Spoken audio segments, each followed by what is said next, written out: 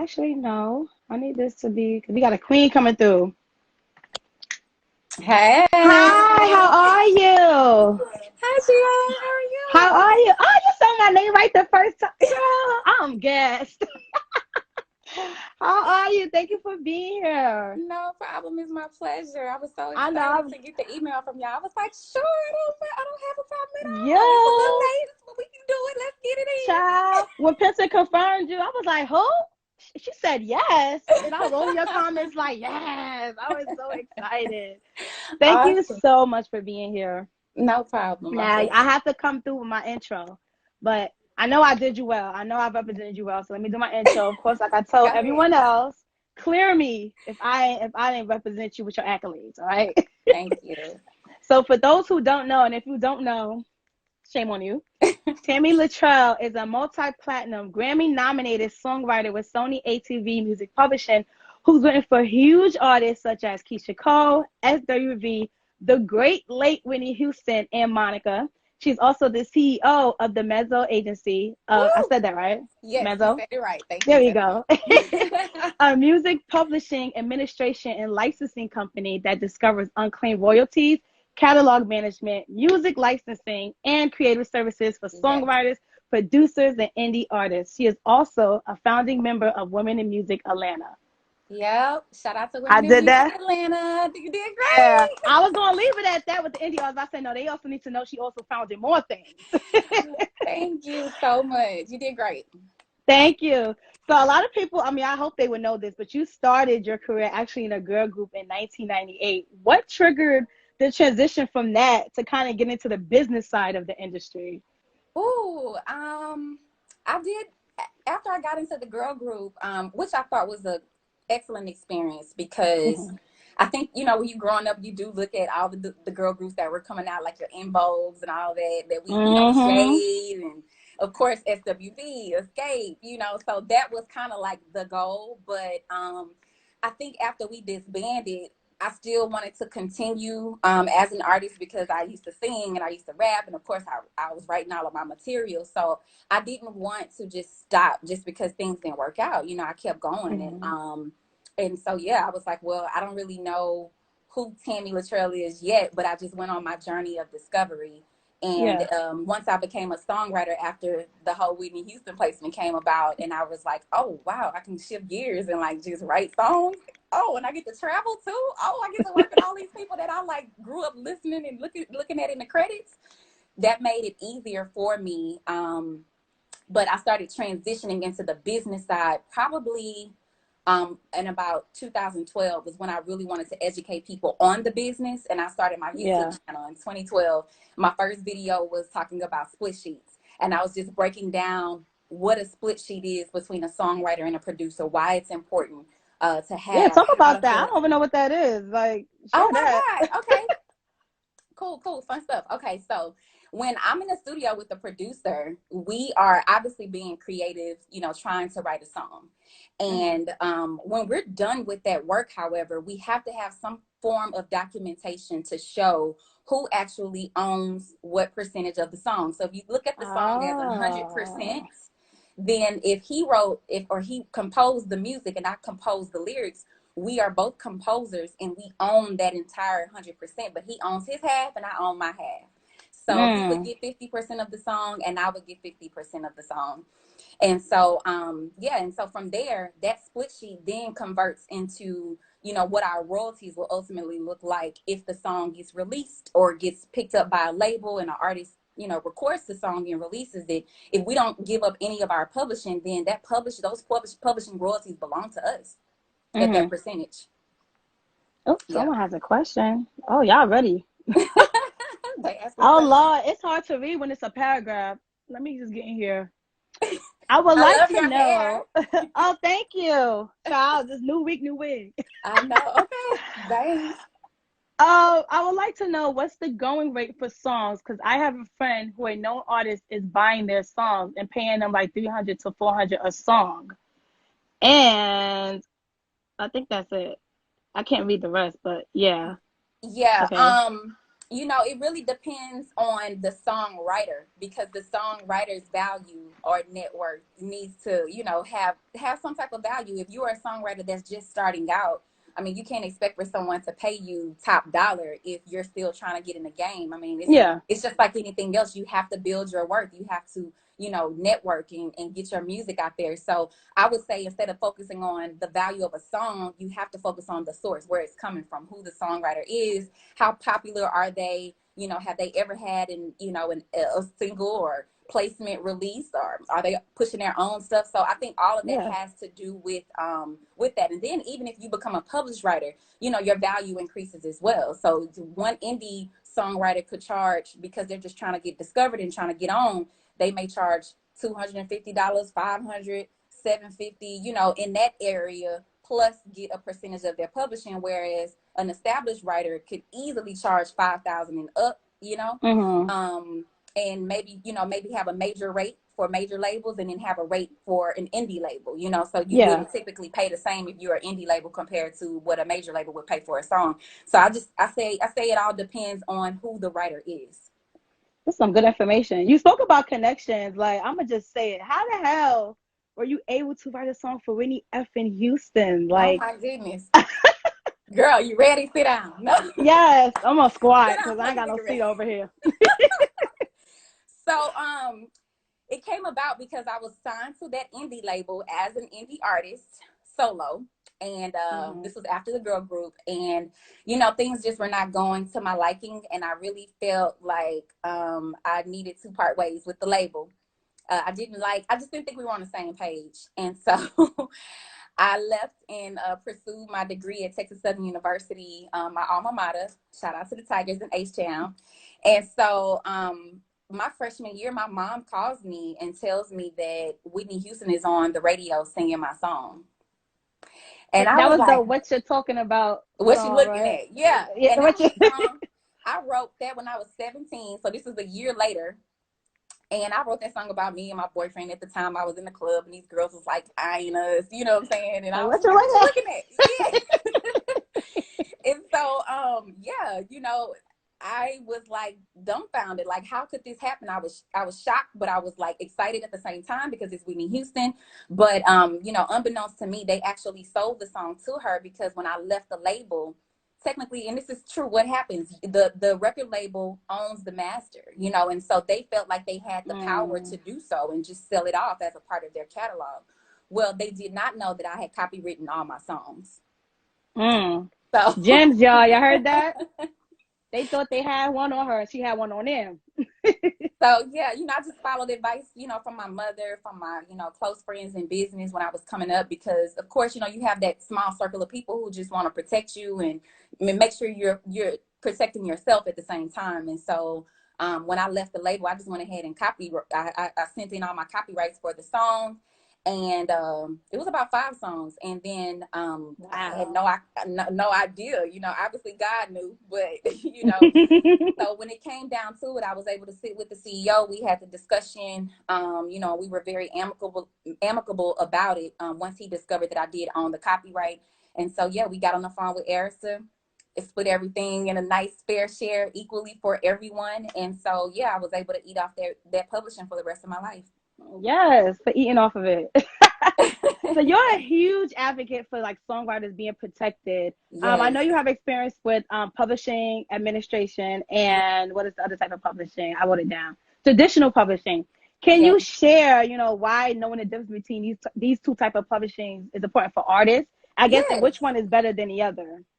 You know, in the era that we're in right now, because there's a huge emergence and opportunity for songwriters, producers, indie artists, musicians to be successful independently. I think knowing the difference is very important, because if you are just starting out and you composing your own material, even as an artist, you write your own lyrics, or you produce your tracks and you write your lyrics, you are, you know, really we're really at a place in the industry now where you can own your own publishing and make money directly, to where the money comes back to you without someone owning a percentage of it. And back in the day, we didn't have those type of opportunities where we could put our own projects out.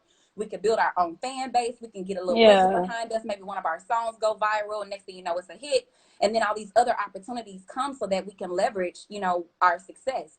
But back in the day, we had the traditional deal where your song would come out. Maybe someone found out that you wrote a song for a huge artist. The song becomes a hit. And then the publisher would contact you, find you basically, and say, hey, we would like to offer you, in exchange for a percentage of your publishing and a percentage of your copyright, we would like to offer you a huge advance. And so those are like the traditional deals. That's a co-publishing deal. Yeah. But these days, artists, and like I said, indie writers, indie producers, indie artists, they're putting out their own songs, and or they're with a team that, you know, that can distribute on their own. And so they don't necessarily want to get in debt immediately, because they're advancing you that money if you sign with the publisher. So you have to pay all that money back. It's a loan. That's what they forget. Yeah. And so, you know, I just think as a culture, we are getting educated, and a lot of us are, like myself, advocating for the rights of music creators. And so it's very important that you know the difference, because it doesn't mean you can't have a co-publishing deal if it makes sense, but build up your leverage first, write some successful songs, push them, promote them, get them hot. Then you have something to go to the publisher with when they approach you and say, hey, we heard about your music. It's topping on the charts right now. We're interested in offering you a co-pub. Then, and all this money up front. Then you can say, well, yay or nay. You got a choice. I can sit over here and keep all my publishing, keep all my copyrights, and keep all my royalties, or I can get an advance from y'all and give y'all a percentage. But it just has to make sense, and you need to have the option. Is all I'm saying. And I guess it depends on the person too, because if you need the money now, I'm assuming you'll say, well, I'll take the advancement, but in the future, I'm going to own everything. Right. And you can. And then, you know what? And I will say this, you know, I'm with Sony ATV Music Publishing. They're the #1 publishing company in the world. Solid team. And say so that. they are really open to, you know, working with the writers to make sure that the deal makes sense. Because if you are a more established writer and you're getting a publishing deal, obviously you'll be able to have more of a benefit in negotiation and, you know, just trying to leverage where you are in your career. Whereas someone who's brand new is kind of new to the whole world of publishing and all the opportunities and networking that comes from it. And so it may be a big situation that you just can't deny. Like, oh yeah, I want that, you know, because it comes with this network and, you know, all these other relationships and more opportunity for placements. So it makes sense, you know? Yeah. So I'm going to actually say a scenario than an actual question. So I'm a songwriter. I'm just saying, you know, yeah, you just give there's people in here. So yeah. I'm a songwriter. I have a book of songs. Knowing what you know now, what is the first 5 things I should be doing? The first 5 things you should do, great question. For one, you need to establish your LLC for your publishing company.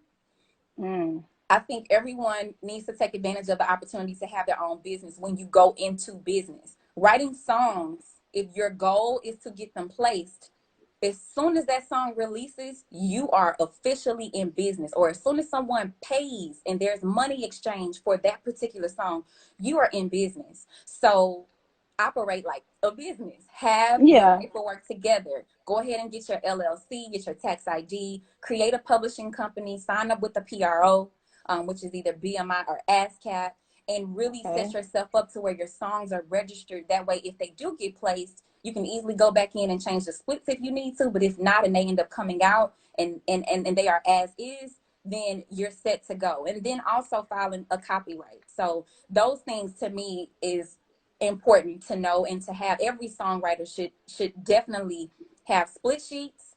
They should have their LLC for their publishing company. They should be signed up with the PRO. They should also copyright their material. And of course, you got to market yourself. That's what you should be doing. Those are the top 5 things you should be doing, is marketing your work, marketing, you know, your music. If you are a songwriter or aspiring songwriter and we go to your social media page and we don't see anything about songwriting at all, don't expect anyone to take you serious if you're not promoting yourself. Because if you're not taking yourself serious, it's hard for other people to take you serious, you know? So those are the top 5 things to answer your question. Yeah, those were, wow, gems. I'm not even a songwriter. I'm saying, like, maybe I should write a song and go and get that copyrighted. My dad's a musician. This is probably stuff he knows, but you know, it's just daddy. I ain't listening to you. I don't care. Well, I'm gonna switch gears and talk more about the Mezzo Agency, because I know you have songs. You replace songs PBS, ABC, Disney, BET. I think you guys have songs with Tyler Perry, the new one that came out, the Yeah. movie, Oh, the yes. funeral, Medea's Medea's family funeral. funeral. Yes, Yeah. yes. So A talk Medea more about funeral. talk more about the Mezzo Agency, the formation of that, and how that can be an asset to indie artists. Oh my God, my baby. So, the Mezzo Agency literally was a manifestation from, prayers that were answered. I Yes. had been transitioning, like I said, out of songwriting full time, and I really loved educating and inspiring and also developing songwriters as well. And I noticed that a lot of writers that I was working with were DMing me and contacting me for consultations because they did not have their paperwork together, or they were just looking for more royalties. And at that time, I had started building relationships with different partners to be able to find unclaimed money. And so once I realized that I had a lot of different clients that were, having the same issue, I'm like, well, this is a service that you're providing. In addition to that, you're really setting them up securely without you taking a percentage of their publishing or their ownership. So you're still empowering the music creator, because at the end of the day, they're still walking away with all of their rights. You're just going to find it for them, and you're also putting them in position to be able to get more opportunity. And so that's how the Mezzo Agency came about. I literally was sitting in my little office area in my apartment at the end of 2018. I had one client, Reverend Paul Jones. He's long gone, passed away. Bless his heart, rest in peace. He passed away in I want to say in the early 90s. But the estate needed someone to take over his royalties and identify royalties that have been out there, because he has the song I Won't Complain, which is a huge gospel hymn that a lot of people have sang, from John Legend to Alicia Keys to Stevie Wonder more recently sang it, Leandria Johnson. Like, so many people have sang I Won't Complain, even in the church. It's just like one of those gospel hymnals. And so we really didn't, I didn't know at the time that it had just did a whole burn on YouTube. But there were royalties that were owed to his family, to his estate. And so I worked with the publisher. We were able to, speak with the family, and they agreed that they were willing to allow the Mezzo to help kind of organize the catalog and go after those unclaimed monies.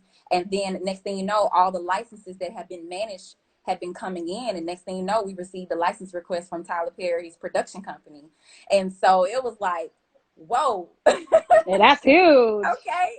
I'm like, Tyler okay. putting on. Right. And I'm in Atlanta. So I was just like, oh my God.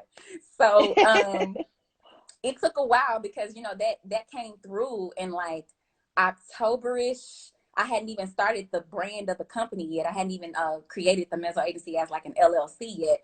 But once I finalized that, we were just in silence. We couldn't make an announcement about the license we had just cleared, because the movie didn't come out until that following March. So I'm just like, oh my God, I got my first license, like my first. But you want to tell everybody.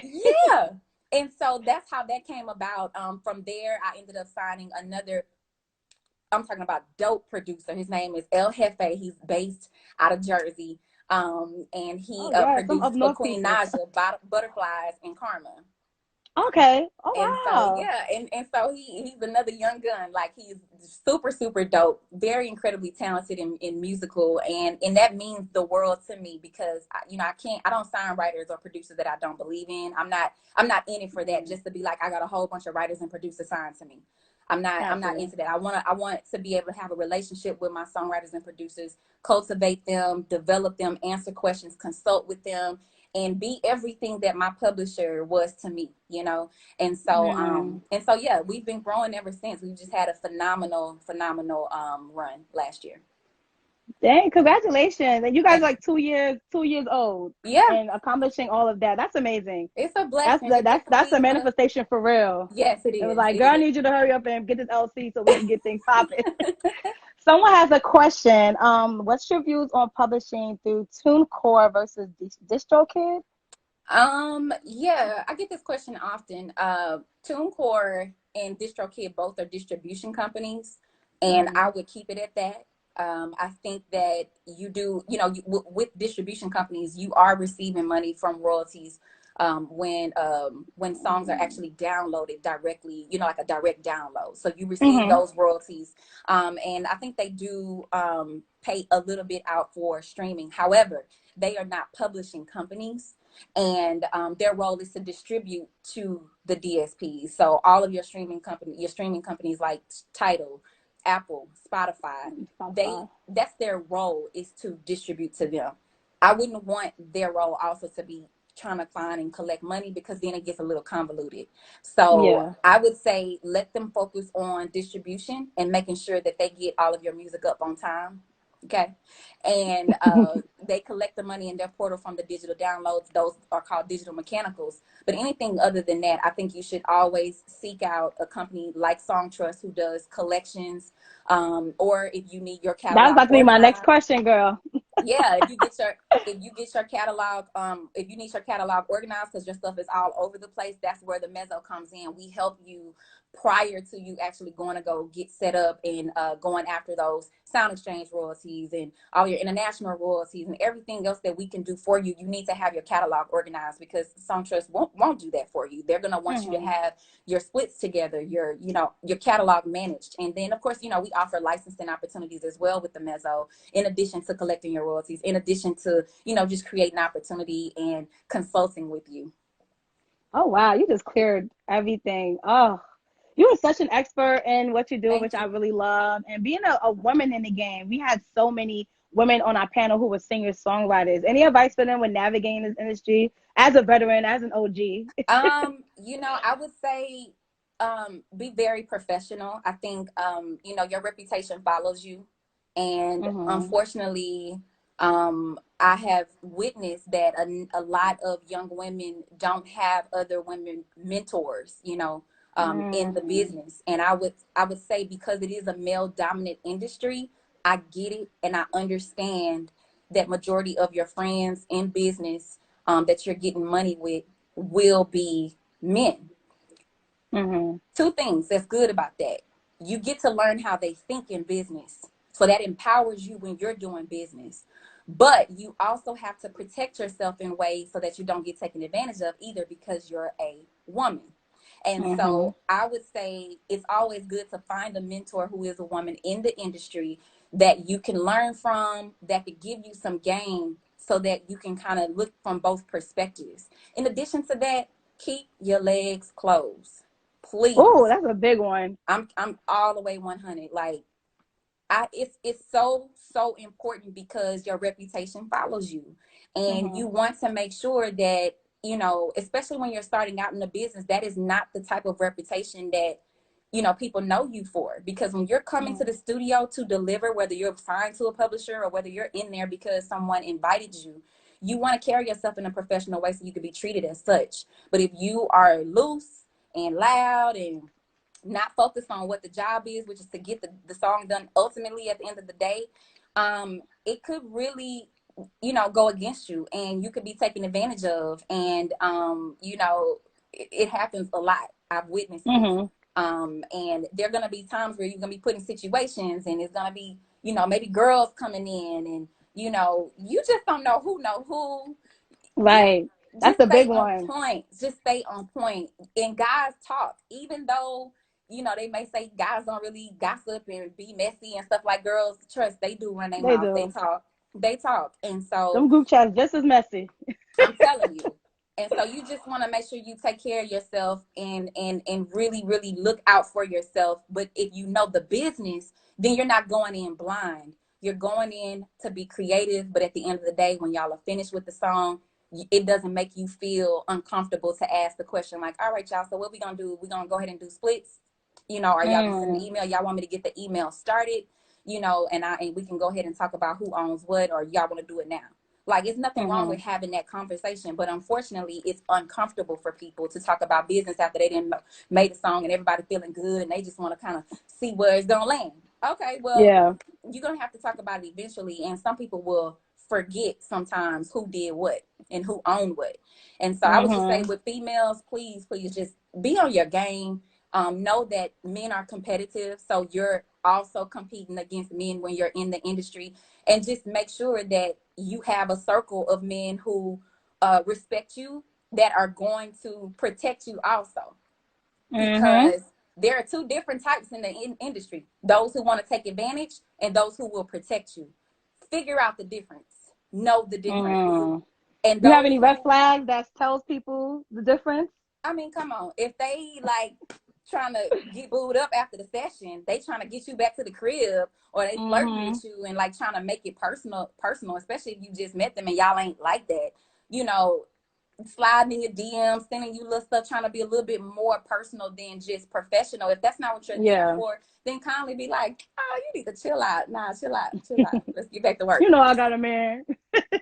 Whatever it is, you gotta tell them. But you gotta stay focused, because at the end of the day, you know, like, you will get caught up. I mean, especially if they are more experienced than you, it's a possibility if you are not focused, and if you know you really are not, keeping in mind that I could possibly be in a situation that could end up being uncomfortable for me.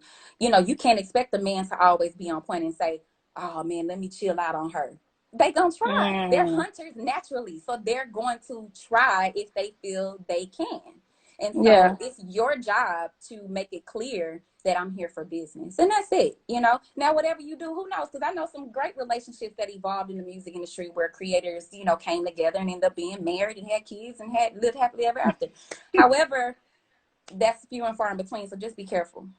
Yeah, yeah. I guess it's just like dating, just trying to wean out who actually wants to get to know you and not who's just Yeah. trying to Not have just trying to little have a good 5 second time. fling.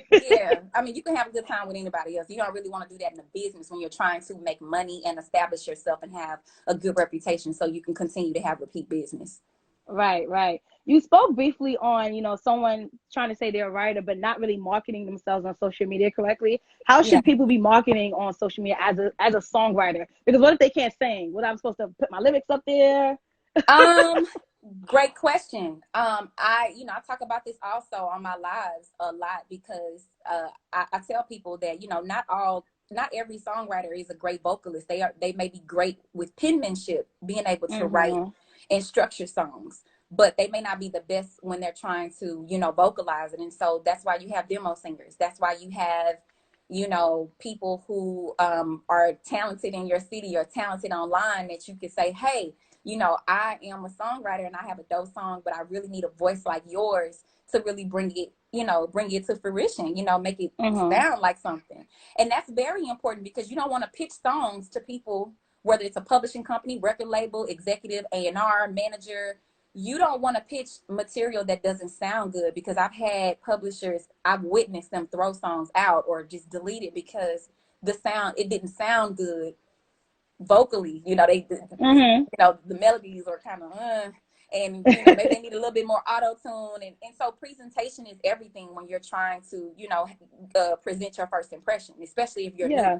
And so I think getting a demo singer is very important if you can. And sometimes you can have, it could just be even an artist who is just looking for work. It's just a work for hire. It doesn't have to be an artist you're trying to sign, or an artist that's already popping. It could just be someone who just has a great voice, that knows how to really take a song to the next level. That's who you want Yeah. to contract. And you know what's even better? A demo singer who can like do different things with their voice.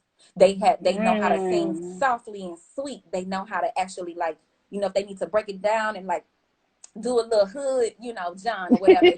They can kind of switch it up and have different styles if they know how to sing, loud and kind of decrescendo, and work on a decrescendo and crescendo, and also work on inflections, and they know how to pronounce Mm. words well, and they can get a little hood. Like, you want someone who knows how to be versatile with their delivery, because you Yeah. can do more with them, and you can always go back to them whenever you have a new idea. Um, Yeah. and instead of just having, trying to find songwriters all the time. And then, of course, having a male vocalist versus a female vocalist, that's also important as well. Are there any deals you need to have with people when you're doing these demos? 'Cause I feel like, say you present a song, they singing good, you present it to a company and it pops. I'm assuming that singer is gonna want their coin. Like, okay, child, you don't sing. I, if the demo singer is singing your song and it's just a demo and you're pitching it, Yeah, they didn't write it. So they're not entitled to any publishing. They're not got entitled to it. anything, from the back end. They're more so going to get an upfront fee for those hours. And I talk about this all the time. Like, the prices can range from, you know, 250 to 500. It just depends on the experience of that demo singer. Are they going to actually take it and vocal produce it for you? You know, add all the different runs, add backgrounds. Are they going to, you know, really arrange the song with you, even though you wrote the lyrics? They take it and just make it sound like a whole new song because they're that good. Or there's someone who's just trying to get the song done, you know, and get the overall idea out without, you know, they just still need your guidance, you know. So you would pay someone who doesn't really have all that experience in vocal arranging and vocal production. You would, you know, pay them less, you know, and that only makes sense than somebody who I feel I can just send them the demo that I sent, and then they send it back to me, and it sounds like it's ready it's for the radio. It's ready for the you know, to be out. It's ready to be released. I'm gonna pay them. I'll be like, you know what, girl, let me cash out you a little bit. Girl, use a little bit extra. Taking my song to the next level like that. That's important. Very important. Yes. So how can people on this live say they're interested in the services at the Mezzo Agency? How should they be presenting to you? Like emails, DMs, a full package, you know, a headshot? Well, I always say go to my main page, which is TamiLaTrell.com, and go to the shop button and go ahead and book a consultation with me so we can really go over where you are.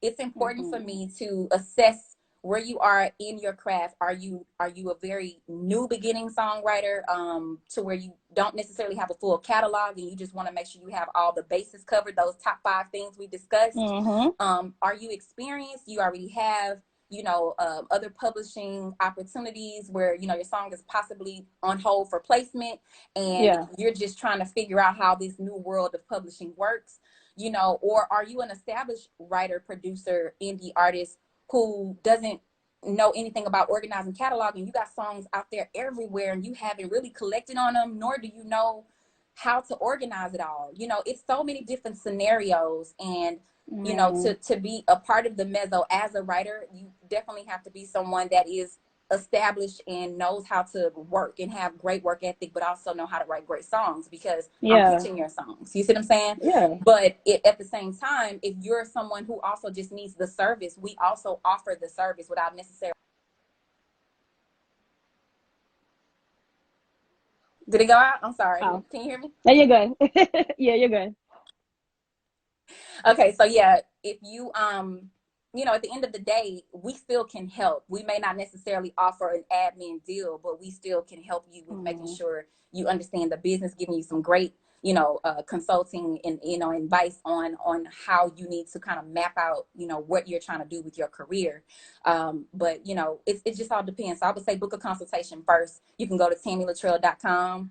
And like I said, schedule a consultation with me. I also do song critiques where I just kind of break down, you know, everything about your song. So listen, y'all ain't gotta be other people's comments like, listen to my song, go right to TamiLaTrell.com. Yeah. And you know, and you know, my goal is to help you be better, and I am going to give you constructive criticism, but I'm going to also support you through the process. And I have plenty of writers who have booked song critiques with me and consultations who we do follow-ups. You know, hey, this is what I need you to do within this next month. Follow up with me next month. Let me see where you are. You know, because that'll also tell me how serious you are. You know, some people just want to get on the phone and just be talking about what they want to do compared to what they're actually doing.